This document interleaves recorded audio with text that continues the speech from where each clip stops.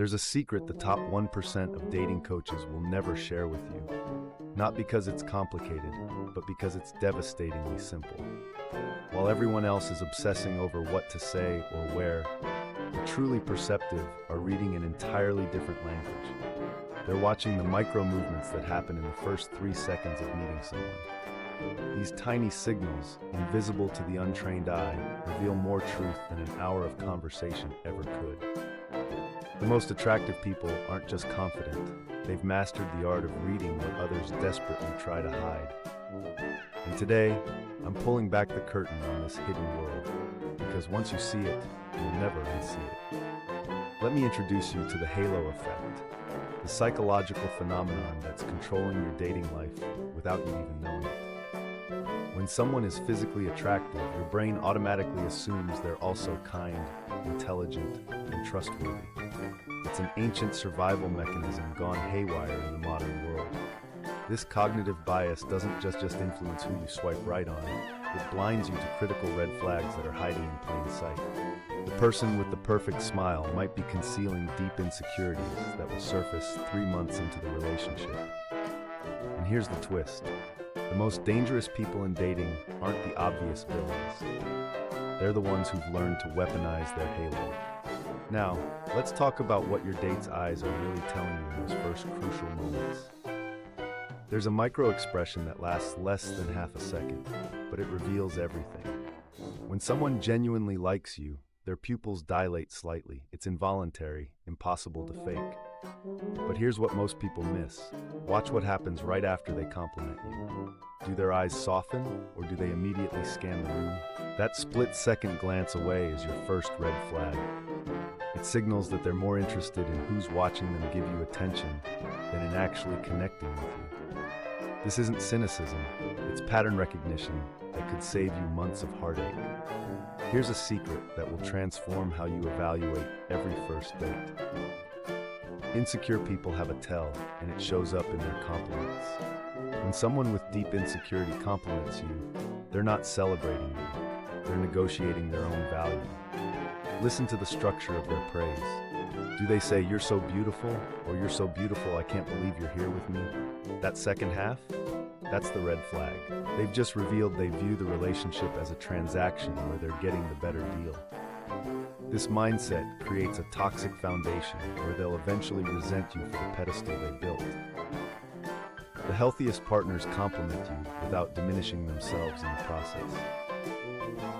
Let me show you the power pose paradox that nobody talks about.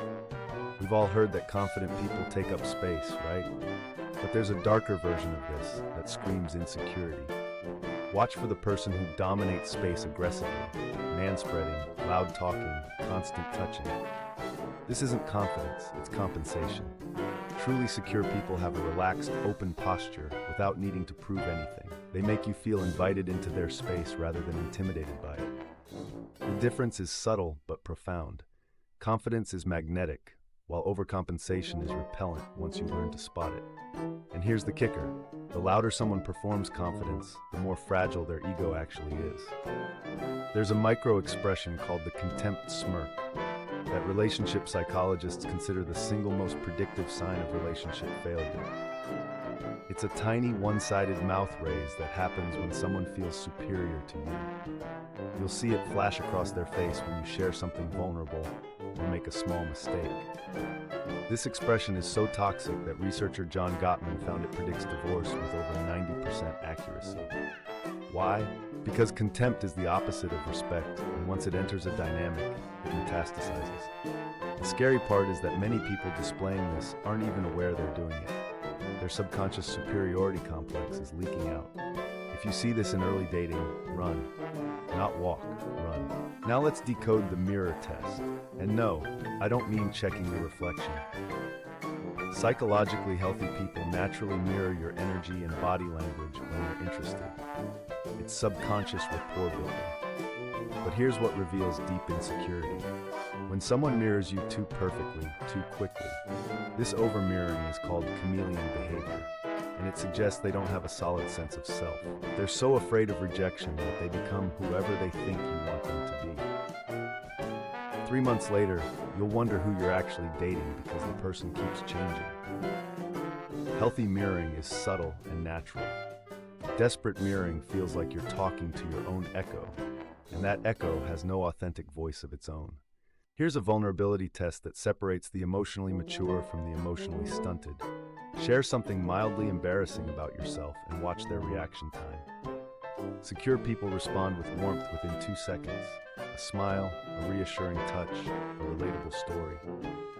Insecure people pause. That pause is them calculating whether your vulnerability makes you less valuable, whether they should file this information away as ammunition, or whether they need to one-up you with their own story. The content of their response matters less than that initial micropause. It's the difference between someone who sees vulnerability as intimacy versus someone who sees it as weakness. And in that fraction of a second, they've told you everything about how safe your heart will be with them. Let me reveal the phone test that exposes emotional availability in seconds. It's not about whether they check their phone. It's about what happens to their face when they do. Emotionally secure people who are genuinely interested in you show a micro-expression of guilt or acknowledgement when interrupted by their phone. They might grimace slightly, make apologetic eye contact, or quickly explain. People with avoidant attachment or hidden agendas, their face goes neutral or even relieved. That relief is your red flag.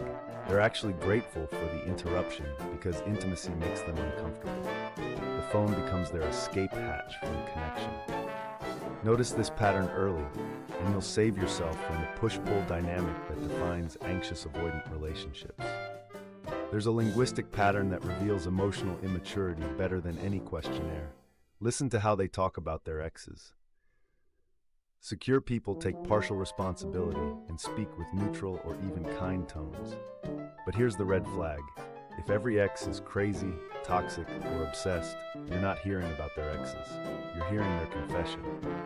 They're telling you they lack self-awareness and emotional accountability. It means in 6 months, you'll be the crazy one when things end. Even more subtle, notice if they bring up exes to make you jealous or to prove their desirability. This triangulation tactic screams insecurity. They need to demonstrate their value through others' desire rather than through authentic connection with you. It's exhausting, and it never ends well. Here's the compliment response test that reveals everything about someone's self-worth. Give them a genuine compliment and watch what they do with it. Secure people say thank you and maybe add context, simple and clean. Insecure people either deflect aggressively or fish for more. The deflectors will immediately downplay or reject your compliment because accepting it would conflict with their negative self-image. The fishing type will say, "Really? Or you think so?" Not once, but repeatedly, turning your gift into their emotional labor. Both responses indicate someone who hasn't done the inner work to build stable self-esteem. And here's why that matters for dating. You cannot fill a hole in someone else's self-worth. You'll pour compliments in forever and they'll leak right out. Love yourself first. It's not selfish, it's prerequisite. Let's talk about the future planning litmus test that separates players from partners. Listen to how they talk about the future, not what they say, but the linguistic structure. Secure, interested people use we language naturally when discussing even casual future plans.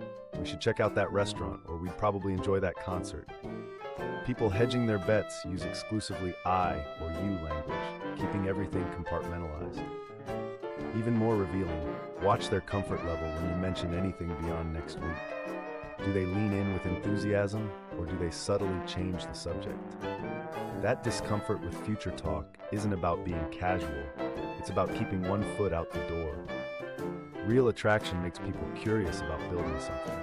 Anything less is just killing time. Finally, here's the integration test that reveals true intentions. Do they want to integrate you into their life or keep you compartmentalized? Someone serious will naturally mention introducing you to friends, including you in their world, mixing their life with yours. Red flag, they keep you in a bubble. Dates are always just the two of you, always at places where they won't run into anyone they know. This isn't romance, it's isolation, and it suggests you're either a secret or an option you're not ready to commit to. The halo effect might make them seem perfect in that bubble, But real relationships exist in the messy, beautiful context of actual life. Trust these micro-signals over grand gestures every single time. Your intuition already knows the truth. These patterns just give you permission to believe it. Now you have the power to see beyond the surface and find something real.